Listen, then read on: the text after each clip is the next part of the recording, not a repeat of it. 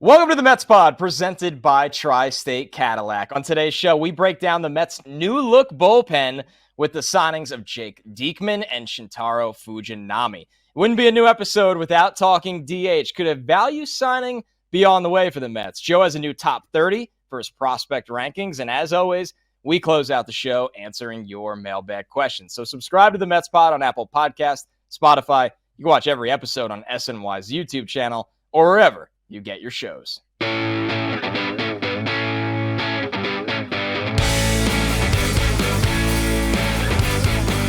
What's up, everybody? Welcome to the Mets Pod, presented by Tri-State Cadillac. Elevate your style in a Cadillac. Go from bold to bolder in an SUV, from inspiring to awe-inspiring in a sedan. Visit your Tri-State Cadillac dealer today. And here's your reminder to subscribe to the show at Apple Podcasts, Spotify. If you'd like, you can watch every episode on SNY's YouTube channel or wherever you get your podcast. I'm your host, Connor Rogers, joined as always by my co-host, Joe DeMayo. And a thank you to all of you, to everyone who voted for the Sports Podcast Awards.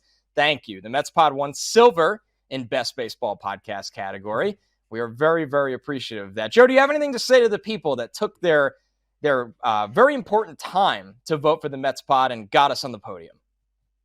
Thank you very much. Really appreciate it. I mean, it's kind of like getting that first wild card, but right. we could take it all the way from there. And I mean, jokes aside, who would have thought we'd be nominated for a Sports Podcast Award? And the fact that we were the runner-up, pretty awesome. So really appreciate everybody.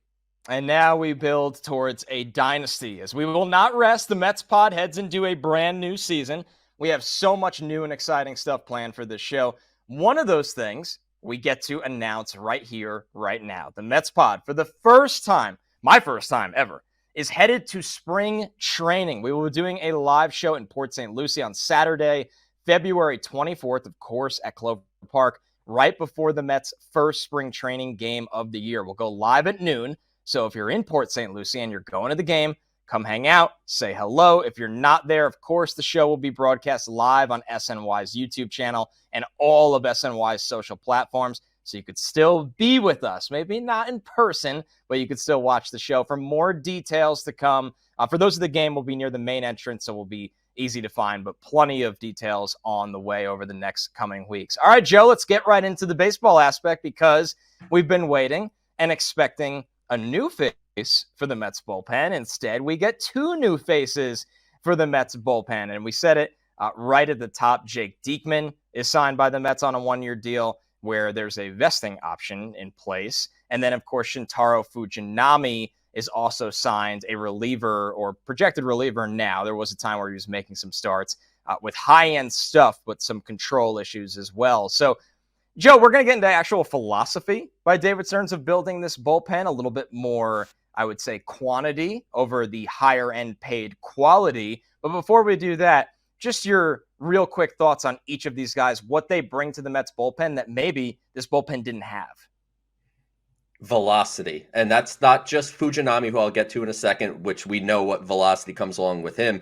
Jake Diekman averaged 95.4 miles an hour on his fastball last year, up to 97. He struggled in 13 innings for the White Sox at the beginning of the season, got designated for assignment or released, whatever, and ended up, of course, with the Tampa Bay Rays. And what do the Tampa Bay Rays do? Just fix people. And Jake Diekman was tremendous for Tampa, posting an ERA just over 2. And one thing with Adam Ottavino, who the Mets signed last week, and Diekman, these are two pitchers that routinely take the ball 60 times a season or so. So despite older age on them, they almost feel like two relievers that you could rely on in a bullpen that, we'll talk about the philosophy and the quantity of arms that they have. Having some reliability is huge. And Diekman, of course, produced very well for Tampa Bay. Fujinami, this is the more fun one to me. I mean, this is sheer projection. If you look up his baseball reference page, it's just not great. But when you're looking at relievers, especially pitchers like Fujinami, who, like you said, Connor, came over to America last offseason as a starter for the Oakland A's, eventually got traded to Baltimore. They shifted him to the bullpen, and things started to look a lot better once he moved to the bullpen.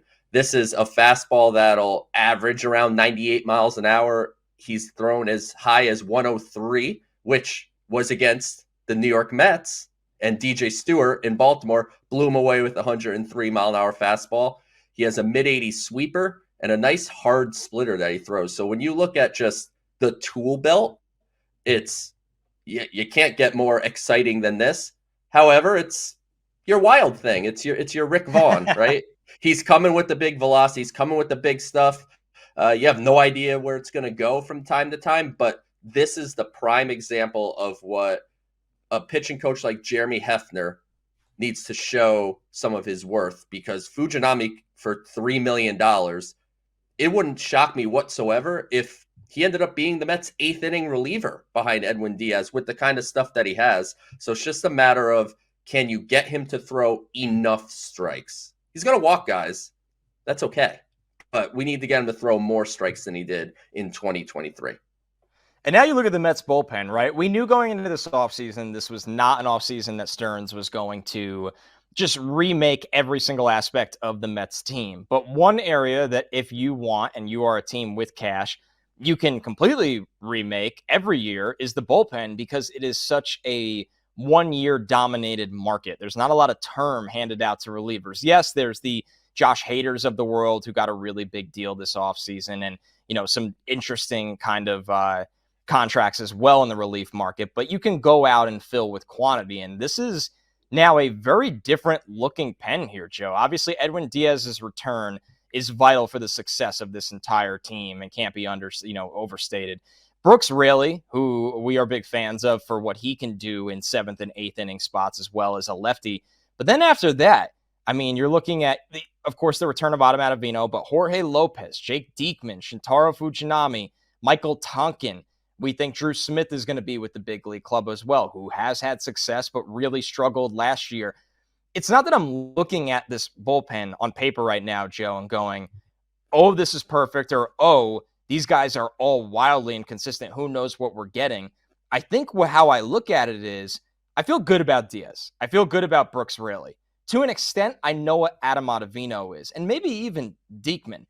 But you just need half of the other guys to hit. That's building a bullpen. If you unlock something with Fujinami's stuff, that's an absolute big hit. If you get Jorge Lopez to bounce back to what he was 2 years ago, that's a hit. And not all of these things are going to happen. You just have to accept that at face value, because if they were, these guys would be getting the $11 million per year contracts that we've seen now. Aroldis Chapman got double-digit millions, right? That's just how it goes. But the volume aspect, Joe, I know is something you're a fan of. When you match the volume with the data and the analytics and the belief in your development of pitching, that you could actually get some value out of these guys. And if it doesn't work, they're one-year contracts and don't matter anyway in the long haul. This is exactly how I want the Mets to build a bullpen. And that's not a 2024 declaration where it's this transitional year and everything's one-year deals. This is how I want to build a bullpen forever. Of course, sprinkle in some homegrown guys. It would be nice for the Mets to establish some of their own relievers that they could keep under control for multiple years. So you're not changing over 4 to 5 spots every single season, but hit it with quantity. You mentioned Aroldis Chapman. He signed for $10.5 million with the Pirates. The Mets got Adam Ottavino, Jake Diekman, and Shintaro Fujinami for like just over $11 million. I mean, I get Chapman's on the trajectory that he is, but I'll take my chances with just the variance of relievers that happen year to year. I'll take my chances on those 3 guys. If I hit on 2 of the 3, that's fantastic, and it's going to work out. Yeah, it's a win for the Mets. So I love what David Stearns is doing with the bullpen, and frankly, it's one of his biggest strengths coming over from Milwaukee. Milwaukee has always had a top flight pen. And a lot of it was, of course, he had Josh Hader for a period of time, and he had Devin Williams, which is the equivalent of having Edwin Diaz now, right? Like, you have that showstopper at the end of the game that you can rely on. But it's been a lot of under-profile trades. It's been small signings. It's been waiver claims.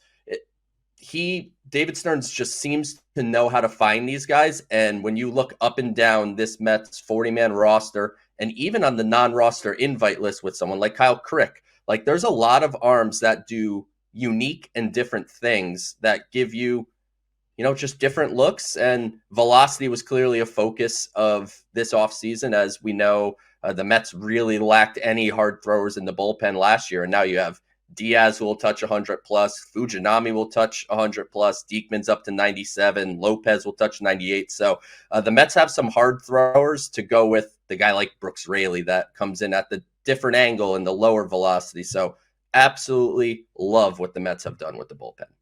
And I think you made a really important point at the top, specifically about Diekman, but I think it's a little bit of a theme with the Mets bullpen. And you throw out Diaz last year because that was a freak injury. That's not really even a baseball injury. It's typically more of a football and contact sport injury. But these guys that they have throw innings. They are typically guys that are ready to pitch, that can go out and pitch a lot. And I know that, that can, some people could look at that and go, well, is that effective? But the bottom line is you don't want to run into a situation where you have guys that need to pitch early or the middle of the season in 6th and 7th inning roles that were off the street, essentially, because the Mets are not a franchise right now that they have all of these, high velocity arms down in AAA that you can see what you have. And it's getting better. We talk about how it's getting better, but they're not a team that typically can dip into that and find that. So the Mets went out this year, and I guess the best way to put it, Joe, and I kind of want your thoughts if you agree with this, but professional relief pitchers in a large quantity. Yeah, they got guys that have been there and done that a bit. I mean, Yeah. whether it's success very recently in Jake Diekman or success recently in Jorge Lopez, or obviously projections with Fujinami, it seems like David Stearns checked kind of like every type of box. Like, what are you looking for? Someone that we know will take the ball. Adam Ottavino, check. Jake Diekman, check. Someone that has proven to be an all-star level pitcher not too long ago. I mean, Jorge Lopez, you're not going back to 2018 to find his last successful season. It's just 2 years ago. So you look at a guy that has that type of potential, and then Fujinami with the minor league options too allows some flexibility. If things don't work as you hope, you can send him to AAA and he could kind of bounce back and forth. But yeah, I think that's a good way to put it. So let's go to the DH corner of our show, as we often do on the Mets pod. And I think for the first time, really, we are going to look at this more from a Mark Vientos lens in just a moment here, because that's where things are trending. Now, Joe, it doesn't seem like the Mets have completely closed the door because, as we say every week, the guys are still out there, right? Yes, Justin Turner came off the market, but JD Martinez, Jorge Soler, I mean, this is a market that still has guys that are clearly not getting what they hoped for on the market. And if things somehow cave to a one-year deal, maybe the Mets change their minds. But we are going in right now that Mark Vientos is going to get his real shot here. And we've seen Vientos, you've said this on the podcast, that Vientos is a guy that's gone down early to get a head start on the work. I think he knows. This is just my honest opinion, like very raw and unfiltered. It felt like Vientos, whether it was a Buck decision or whatever it was, but over the last year, it felt like Vientos was far from a priority in getting a look. And the Mets are a very different team the last 2 years. The Mets, whether you loved it or hated it, were always trying to do every last thing to win each individual baseball game. And I'm not saying this is a team that's not trying to win, but there is evaluation aspects to this season where you have a new head of baseball in Stearns, you have his manager, and everybody's aligned together. And with Vientos, what I'm saying is if he starts out the first 2 weeks of the season hitting 150, he's got one home run, nothing's really clicking for him, the Mets aren't just going to send Vientos down to AAA. This is going to be a legitimate look. But what I think we don't talk about enough, Joe, and I want your take on it, what do you think the almost metrics you need to set for Vientos are? What do you think would be a successful start for him that you're looking at going, this is a young player. He's always had a ton of power. He's dominated left-handed pitching down in the minors. We did not see that at the major league level. These are the things I want to see the first 3 months of the season that I could say, okay, Vientos deserves the entire year, and let's see if a young player can get on a positive trajectory going forward. I want to see Mark Vientos kind of do what he did in AAA, and I don't mean to the extent of hitting, 340 with a home run every other day, but I want to see, like you said, Connor, take care of left-handed pitching. He has always done that, and it just didn't happen. And that could be circumstance, like you said. They didn't seem to really want to give Mark Vientos a shot, and now he's getting that shot. So I want to see him at minimum take care of left-handed pitching. I want to see the power that he had in September and October, where he hit 6 home runs in the last month of the season. Finally got playing time, and lo and behold, things started to click a little bit for him. I don't know how we can expect his batting average or his on-base percentage to be throughout the season, but one thing Mark Vientos has always done at each level of the minor leagues is he has struggled out of the gate every single level. It's always been an adjustment for him, and then it feels like there's a moment where it clicks and he's figured out that level, and he shows the kind of hitter he can be. And down in Port St. Lucie already, you're seeing the work ethic of a guy who knows, maybe deep in his heart and soul, that I was never being given an opportunity by the prior regime. And this regime seems to be willing to give me that opportunity. And, forget Instagram things. I mean, he posts his Instagram workouts every day and doing Pilates and all these things that Mark Vientos is doing. But, he went and we know he's strong. Yeah, he's a strong kid. He knows how to hit the baseball. He worked with Francisco Lindor this offseason. He went and sought out Eric Chavez to work with Eric Chavez. So if for nothing else, this is a young player that is putting all of his eggs into the basket of right now, and he seems ready for the opportunity. And, as much as I want Jorge Soler and you want Jorge Soler, there's something kind of endearing to seeing a young player like this really just go all in on himself with an opportunity that seems is coming his way. It's very easy to root for not only any homegrown Mets, but that have been drafted by the Mets, especially at a young age, right? High school, and you go through the entire system and you have a lot of success, but also a guy that's hit some adversity, right? Vientos has probably been a star slugger since, they started pitching off a mound in youth baseball. I mean, right, in Little League baseball. So it would be great to see him find it, bounce back. And the reality is with the Mets, this is something that it's a little bit harder to project, especially on the Vientos side, is the Mets young players that are going to be given legit shots.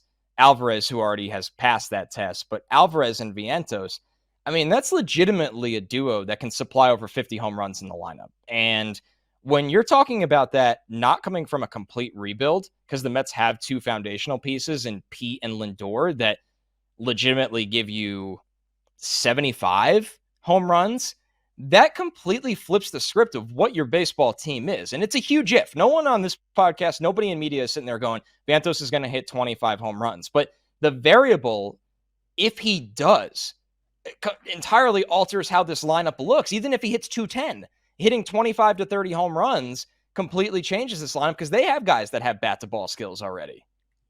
You take a guy like Vientos, you jam him down in the 8 hole or the 7 hole, somewhere low in the lineup, and take some pressure off and let him hit. And, like you said, Connor, there's no guarantees with any of these young players, but that's what this year is all about, is giving Mark Vientos that run, giving Brett Baty that run. Yes, neither have impressed anybody in the early going as Major League Baseball players. We're not naive to that. But they both don't have a full season worth of plate appearances under their belt at the big league level. So it's opportunity. It's something where they can, exceed expectations that basically don't exist. You listen to the radio, you listen to, folks on television. They just basically, I know they say Brett Baty stinks. Mark Vientos doesn't have a chance. Okay, great. That's the type of expectations. If I was one of those players, I would take that as a challenge. And I think Brett Baty and Vientos have that type of mindset. And frankly, I think it's exciting to go into a season, even though it comes along with some unknown. It's exciting to be able to look at these young players and see what they have. And then that sets up next offseason and the offseason after. Like, it's all a cumulative effort. It's not just thrown together. It's a genuine plan. How quickly we forget, not that long ago, Brandon Nimmo, Pete Alonso, Jeff McNeil, like these were guys that came up in the Mets system and became household names. And the Mets don't need every prospect to have that route, but a couple of them, and everything looks a lot different. All right, let's stick with the theme of young players. We'll go down on the farm. These are guys, though, that haven't graduated from that status. Vientos doesn't count in this category anymore. Joe, you have released a new top 30 list. It's on SNY.TV. Everybody, please go read it. There's so much good info in there. I think as much as we talk about all the prospects that we can on this podcast, that top 30 list in a written form allows you to talk about players so far down that we might not get to. Besides the actual player-by-player analysis, Joe, what stood out to you when you were done or when you were constructing this? Because when I do rankings, for NFL draft with the big board, there's always a theme I come out with that I didn't go in with, where I'm like, I had 14 receivers in the top 75, or, this player is just so much better than people realize. What was a theme of this top 30 list for you with the Mets that might be different from the previous years? It was harder to do than I thought it was going to be, to actually put it together. I mean, in the sense of, in a positive way, like in previous years, I had done top 20s for SNY instead of top 30s. And when I would do the top 20s, there was times that I was just stretching to get 20 names that, earned, the type of recognition that comes with being put into a list like this. 20 was cake. When I got through 20, I was like, I have so many more names that I can still go into. So cutting that last 3 to 4 and realizing who just misses the cut, I think shows that while this Mets system doesn't have the Francisco Alvarez type of prospect right now, which was, number 1 overall in the sport type of prospect, it's as deep as it's been in years, where there is, when we talk about guys in the 20s, like these are names that can jump up the list this time next year. So where the Mets are and how they've built over the last couple of years, I think it shows it's bearing that fruit of avoiding players with qualifying offers, being very selective on what prospects you would part with in trades to help the big league team. This has all kind of come together to bring the Mets to a spot where they are a top 10 farm system in the sport. Depends where you look.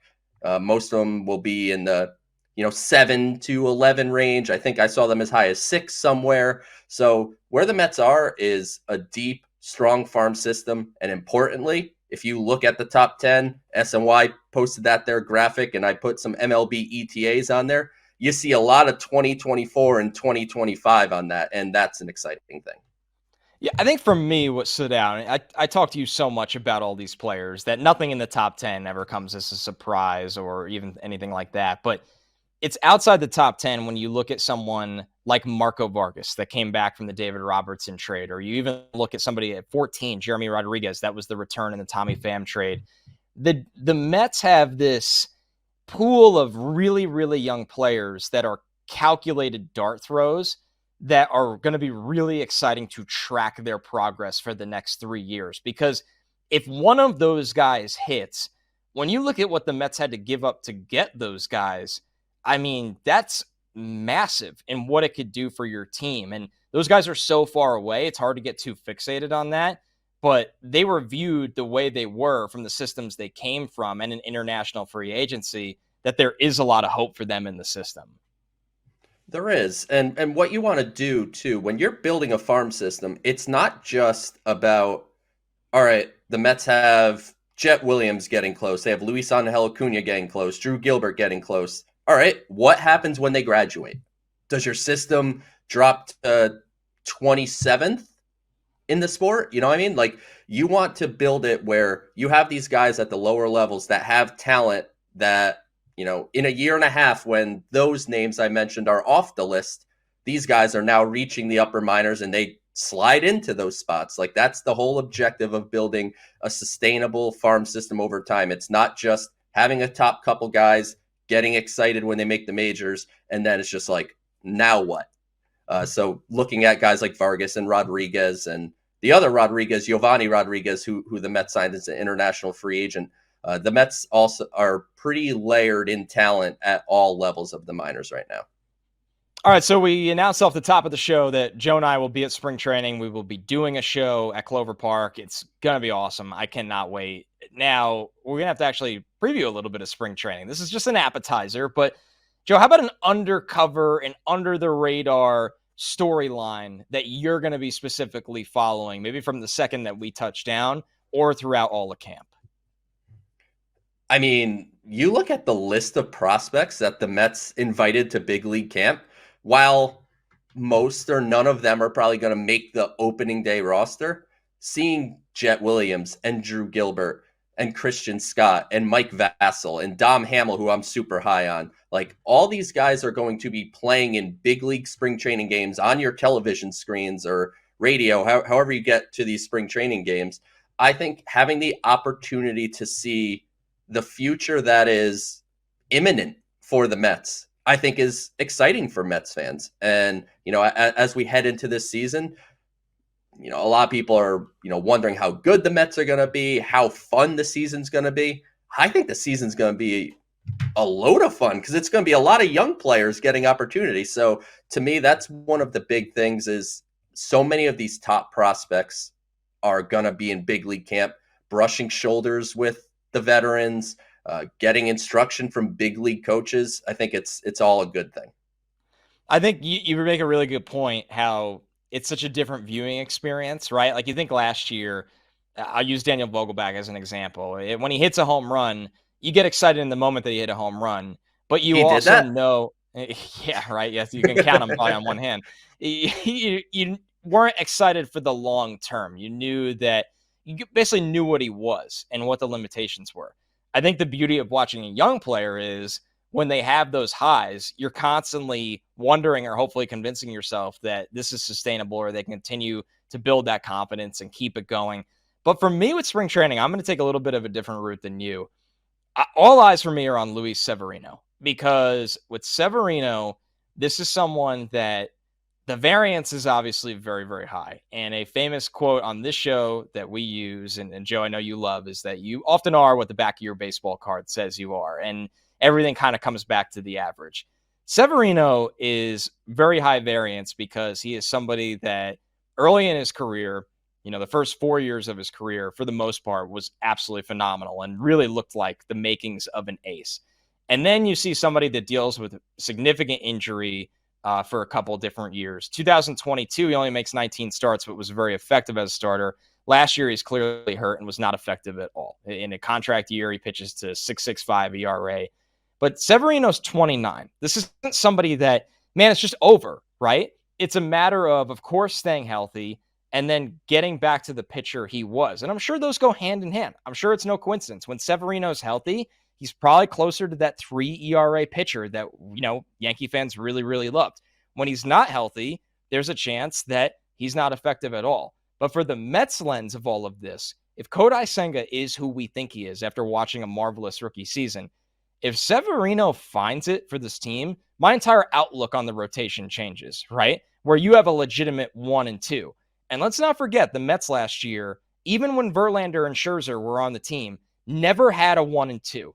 They never had that 1 and 2. For the most part, even when the Mets were really good in 2022, you deal with different injuries and various injuries. Having that 1-2 in the rotation changes the entire outlook of your season because more often than not, that stops the bleeding. It's what makes you avoid losing streaks. And when everything goes right for the back end of your rotation, it's how you build winning streaks. So I'm hopeful for Severino, and I think a large part of that of me is because I'm a Mets fan, but there is a part of it that truly believes in him as a free agent flyer that can completely alter this Mets season. And I'm not saying to win the division, but if Severino is on and gives you 23 starts and is really, really effective, the Mets should be in play for a wild card position.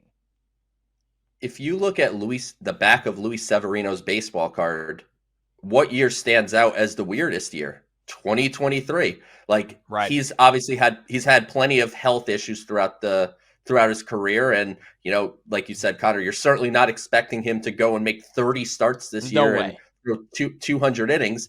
But I can't imagine he's going to pitch to a 6 ERA again. The stuff under the hood was still there. There wasn't a decrease in fastball velocity. Like he still has a good slider. So by all accounts, Luis Severino's like a painfully obvious bounce back candidate by way of being a good performer when he's on the mound.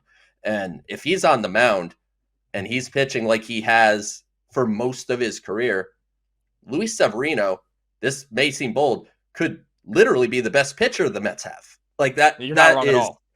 that shows how high and low his variance is. Like he could be as good as the best pitcher on this pitching staff, or as bad as designated for assignment midseason because it didn't work out. So a wide range of outcomes, but it appears that he was working really hard this offseason. He spent time at Driveline, which is, kind of the new thing, I guess. Sean Manaea went to Driveline, Severino went to Driveline, and the video of Severino's stuff there looked absolutely filthy. So Severino's a good call, and I have some hopes that he's going to provide some value in the confines of whatever quantity of innings you could get out of him before something bothers him. He's like the anti-Quintana. Quintana is our number 3, write it in, feel good about it. The ERA is middle of the pack. With Severino, you're right, Joe. He is the true case of a guy that can be the number 1 in your rotation. He could be the number 5 in your rotation. He could be not healthy enough to pitch at all. So a lot of eyes on Severino. You're listening to the Mets Pod presented by Tri-State Cadillac. Subscribe to the Mets Pod at Apple Podcasts, Spotify, SNY's YouTube channel, or wherever you get your shows. Let's jump into the mailbag for the week. This will kind of piggyback off our DH conversation from Jeff Cohen. Are we comfortable with Vientos as the primary DH? Having said that, I'd rather have him in there every day versus right-handed and left-handed pitching than DJ Stewart or anyone else. This is something that we didn't talk about in the open, Joe. We're happy Vientos is getting his shot, but is there a world where this is a legitimate platoon?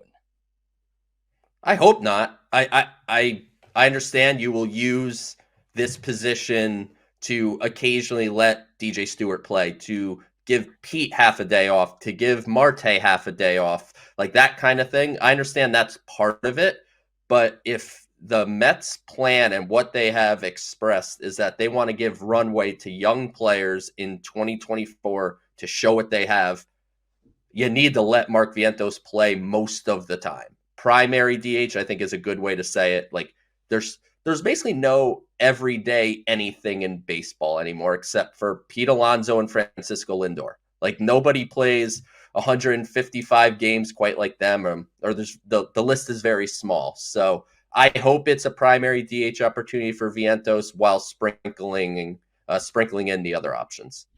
And you almost have to wonder, the new regime in place, is that the best thing for Lindor and Pete right now? And I'm not saying that they shouldn't play majority of the games, but we saw Pete rush back after getting hit in the wrist last year, and that did not do him any good. We've seen Lindor play through injuries as well, and, you obviously commend them for that. But if you're the Mets, you would also like to have the depth that you're able to protect players from themselves. All right, our next question from Jet Up Johnny. Who do you guys think the biggest surprise this season will be? For me, it's Adrian Hauser. I think we're going to be very pleased with what he gives us. I'm calling 25-plus starts and a sub-3.5 ERA. So Johnny calling a Adrian Hauser, number 2 starter.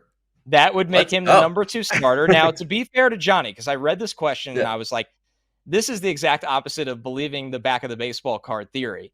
And Hauser in 2021 did this. He made 26 starts. He pitched to a 3.22 ERA. He wasn't any different. He wasn't striking anyone out. He was the same old Adrian Hauser. So he pitched over 142 innings.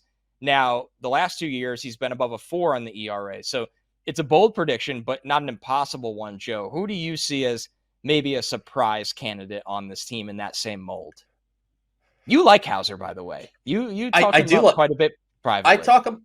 I think he's perfectly fine as a back-end starter. I think a lot of people, once they got Adrian Hauser, they were like, all right, great, there's your long man, there's your Trevor Williams. I think Hauser's a perfectly fine back-end guy. But I don't know if there's so much surprise here, as I'm very interested to see what Sean Manaea does this year, because he kind of falls in the middle of Adrian Hauser and Luis Severino, where Severino has that upside to be that front-end type of guy, and Hauser, I kind of look at as he's just a back-end starter. Manaea has kind of that, he could be a number 3. He could be as low as a 5 or a bulk innings guy out of the bullpen. What I want to see is the things that worked really well for him after he brought the sweeper in, which is the fun term, but he brought the sweeper in, the improved velocity, And in the middle of the season for San Fran, things took a turn for the positive with Manaea mostly pitching out of the bullpen. Then in September, due to whatever reason, he ended up starting like a normal starter and was fantastic in the month of September for San Fran. But that velocity jump wasn't quite what it was throughout the season. He did not throw the sweeper. I think he threw it once or twice in in the entire month of September. So what I want to know is, when you look at Manaea, is he able to establish that velocity as a regular starter, which is kind of what David Stearns has said that they intend for him to be sent out as? And can the sweeper be used in addition to his regular gyro slider? You could do handedness, like, not to get too deep in the weeds, but I think Manaea can surprise some people, and I think a lot of people are looking at him as kind of like a below average starter, and I think there's definitely more in the tank for Sean Manaea. It also always feels like, and I like that call a lot, it feels like the guys that have an opt-out like that, the universe just has a funny way of working where more often than not, they pitch to the performance that allows them to opt out. Whereas a fan, you're sitting there and you're like, man, I'm so happy this is happening, but I'm going to be really sad when you opt out and we might not have you next year. Manaea is the king example, I think, of what could be that. For me with this one, it's not one that I'm overly confident in, but one I'm watching and trying to figure out, and that's Jorge Lopez. And why I bring up Lopez is what a bizarre 2 years it's been for him, Joe. You look at 2022, Lopez was a guy that, for about 4 years before that, really struggled to find consistency. He was struggling. He was pitching to a 6 ERA plenty. He was bouncing around the Brewers, the Royals, the Orioles. And then 2022 with the Orioles, before he was traded to the Twins, he was untouchable. A 1.68 ERA in 44 appearances. He was striking out. This is the thing that I want to figure out, or I want the Mets to figure out. He was striking out 10.1 over 9. Where then you look at last year, where he bounced around with 3 different teams, the Twins, the Marlins, and the Orioles, and especially his struggles with the Twins and the Marlins, he was striking out under 7 batters over 9. We see fluctuation with this stat in baseball. Maybe 1 to 2 is a big difference. When you're talking over 3 with Lopez, and it coincides with him getting rocked in just a year's difference, that to me is, if you're the Mets, I would be going in there and saying, okay, when you're a strikeout pitcher, and you're an elite closer when you're a strikeout pitcher, you're barely usable in a bullpen when you're not. And if the Mets get those strikeout numbers back up, and even if he's pitching to a 3.3, a 3.5, even a 3.7 ERA, the Mets have their 6th or 7th inning man that was dominant for much of 2022. It's such a weird up and down roller coaster he's been on, Joe. He is like the extra big example of what we talk about with reliever variance and how things can really fluctuate. When you look at it from a year-to-year basis, I try to not look at ERA too much with relievers generally, because you're looking at 30, 40 inning, maybe 50 inning sample sizes. 2 really bad days just ruin your ERA for the year. That's simply the way it works. But what the Mets need to do is watch what he did in Baltimore. Obviously, you mentioned the dominant season, but he started pitching like he did before when he went back to Baltimore in 2023 as well. So whatever they're doing in Baltimore, just watch that, eliminate the rest of the tape, and say, this is you, Jorge Lopez. Do this here and find a way to, improve what you can, around that. But if I were in charge, I'd be showing him all of the Jorge Lopez Baltimore Orioles tape and being like, this is what you can be, man. Like, do this. He was an all-star in that mold in 2022. Yeah. And you're right. It's not just 2022 when he had the 10.1 strikeouts over 9. When he went back to Baltimore last year, 10.5 over 9. And like you said, the ERA isn't always trustworthy because he pitched 12 innings, but it's absolutely it. And I think the Mets, especially with Hefner, will have a good grasp on that. Is what are you good at? We are going to ask you to do it. And that's all the bets they've made this offseason. You look at Manaea, you look at, obviously, they're going to try that with Fujinami. You look at that with Lopez. The Mets are trying to make their bets on guys that have had success in a certain formula and see if they can repeat that formula.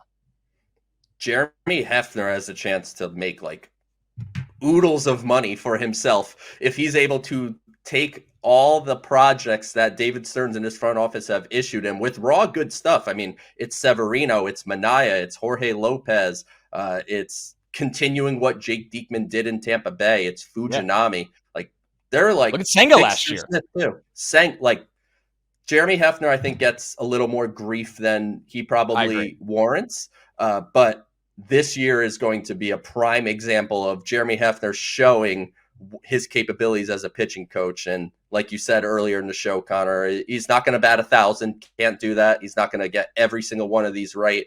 But if he can get half of them or 60% of these reclamation projects to perform to their capabilities based on their stuff profiles, Jeremy Hefner's stock is going to go flying up. This is the Mets Pod presented by Tri-State Cadillac. Elevate your style in a Cadillac. Go from bold to bolder in an SUV, from inspiring to awe-inspiring in a sedan.